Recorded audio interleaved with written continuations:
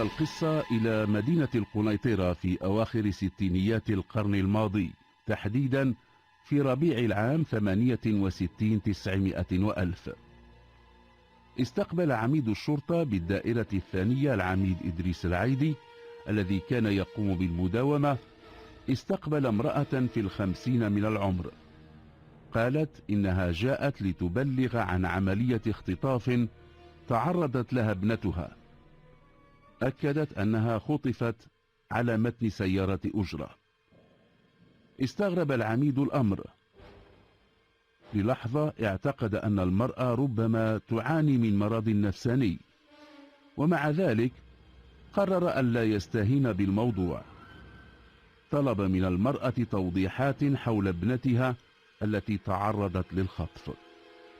قالت إنها في 24 من العمر، مطلقة وتعمل خادمة في بيت ضابط أمريكي كان وقتها يعمل في مطار القنيطرة.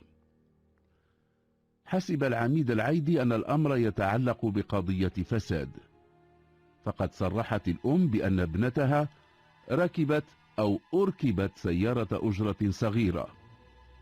المعلوم أن أي سائق تاكسي لا يمكنه أن يجبر الناس على امتطاء سيارته. مع ذلك سجل العميد الشكاية وإن لم يبد حماسا كبيرا إزاءها. في صبح اليوم الموالي تقدمت إلى الدائرة الثانية البنت التي بلغت والدتها بالأمس عن اختطافها. كانت آثار تعرضها للاعتداء والعنف بادية عليها. قالت إنها جاءت إلى مقر الدائرة الثانية للأمن رأسا من آخر مكان قادها إليه أحد مغتصبيها. تبين للعميد أنه ربما تسرع في الحكم على ما جاء في أقوال والدة تلك الفتاة، ولعله أراد أن يتدارك الأمر، فقد أقام الدنيا ولم يقعدها من أجل الوصول إلى الفاعلين. في الساعة 7 من مساء ذلك اليوم كان أفراد العصابة التي اختطفت واغتصبت ربيعة، كذلك اسمها، واقفين أمام العميد الغاضب.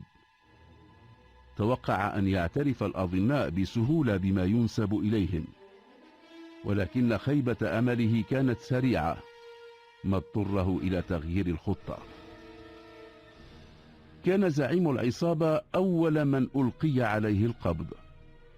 قالت ربيعة إنه كان آخر من اغتصبها. نحى الظنين منح التمويه. اعترف بأنه واقعها، مؤكدا أن ذلك تم بقبولها ورضاها. قال إنها من بائعات الهوى، وإنه بعد أن قضى وطره منها دفع لها حين كانت تغادر الكوخ الذي جرت فيه الوقائع. تنبه العميد إلى أن الظنين يحاول الإفلات من جناية الاغتصاب، وأنه يحاول في الوقت ذاته أن يجعل ضحيته المفترضة شريكة له في جنحة الفساد. عرف عن العميد العيدي خبرته وحنكته، فقد كان يعي جيدا أن الباحث الذكي هو الذي يستطيع استغلال كل الثغرات التي قد تحملها تصريحات أطراف قضية ما، ولذلك نراه قرر الاستماع مجددا إلى واحد من أولئك الأطراف بشكل مدقق ومركز، فربما قاد ذلك إلى منفذ لكشف الحقيقة.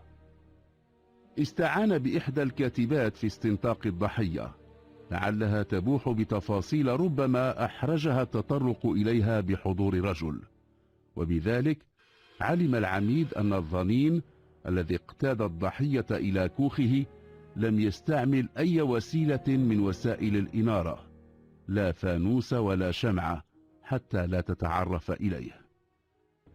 قالت في تصريحاتها إنه لمس مجموعة دمالج، 7 دمالج كانوا في معصمها. قالت إنها دمالج نحاسية وإنه انتزعها منها.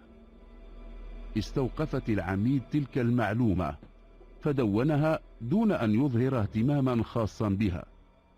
جاء في أقوال ربيعة أنها تنفي بشكل قاطع أن تكون رافقت الظنين بمحض إرادتها، أو أن تكون تسلمت منه مبلغا ماليا كما يدعي. طلب العميد إحضار الظنين. لما مثل أمامه طلب منه أن يدلي بكل التفاصيل. قال إنه التقاها في الشارع، وإنها رافقته برضاها إلى كوخه بعد أن قضى منها 2 من أصحابه وترهما في غابة سوق الاثنين. كان الظنين يبدي إصراره على أن ربيعة كانت من بائعات الهوى. سأله العميد لماذا لم يعمل على إضاءة الكوخ ما دامت قد رافقته بمحض إرادتها. وجد جوابا سهلا، قال إن الكوخ غير مزود بالكهرباء، وإنه لا يستعمل الشمع إلا نادرا، لأنه لا يدخل الكوخ إلا للنوم. تم ختم المحضر، وطلب العميد من الظنين أن يوقع عليه. لم يكن يريد أن يترك له فرصة للتراجع عما صرح به. قرر أن يصحبه إلى الكوخ للتحقق من كونه غير مزود بالكهرباء. رافق العميد في هذه المهمة مجموعة من المفتشين. في الحقيقة لم يكن القصد هو التحقق من أن الكوخ مزود بالكهرباء أم لا، كان القصد هو العثور على الدمالج 7، دمالج ربيعة. لم يكن الكوخ يتسع لأكثر من 4 أشخاص. طلب العميد من مساعديه تفتيش المكان بحثا عما قد يفيد البحث. وبينما كان المفتشون منهمكين في تفتيش الكوخ، كان العميد يراقب نظرات الظنين. لاحظ أنه كان طوال الوقت ينظر إلى أعلى الدولاب المنتصب في زاوية من زوايا الكوخ. أمر العميد مساعديه بالتوقف عن التفتيش. كان أمرا مفاجئا. تقدم العميد نحو الدولاب، مد يده يتحسس ما يوجد فوقه. مباشرة وقع على الدمالج 7.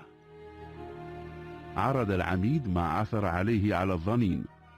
كان يريد أن يحرجه، ولكنه تمادى في اختراع التبريرات. قال إنها هي التي أعطته الدمالج عن طيب خاطر. تم ختم المحضر في عين المكان، وعاد بالظنين إلى المفوضية بغرض استئناف استنطاقه ومواجهته بالتناقض الصارخ بين أقواله في المحضر الأول وما تم اكتشافه في كوخه. كان شخصا لا يكف عن المراوغة ومحاولة التملص مما ينسب إليه. كان على الظنين أن يجيب على سؤال واحد: إذا كانت ربيعة قد رافقته عن طيب خاطر وسلمته نفسها طوعا، وإذا كان كما يدعي دفع لها قدرا ماليا لقاء كل ذلك، فكيف يفسر كونها مع ما سبق أهدته تشكيلة دمالجها؟ لم يتراجع الظنين، تمادى في الإنكار، لم يبدي أي إحراج، وهو يواصل إنكار المنسوب إليه. ولكن 2 من أصحابه اعترفا. كان أقل تجربة منه فيما يبدو. لم يراوغا، وأقر بأنه شجعهما على اغتصاب تلك المرأة. ألح عليهما أن يغتصباها في الغابة على أن ينفرد بها هو لما بقي من الليل. كانت حجة بدت للعميد أهمية التمسك بها. في مثل هذه الحالة تعتبر دليلا قاطعا على إجرام الظنين. بيّنت التحريات أن ربيعة لما اختطفتها تلك العصابة تم نقلها إلى الغابة على متن سيارة أجرة صغيرة.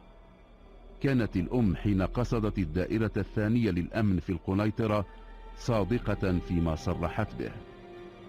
قاد التحقيق إلى سائق التاكسي.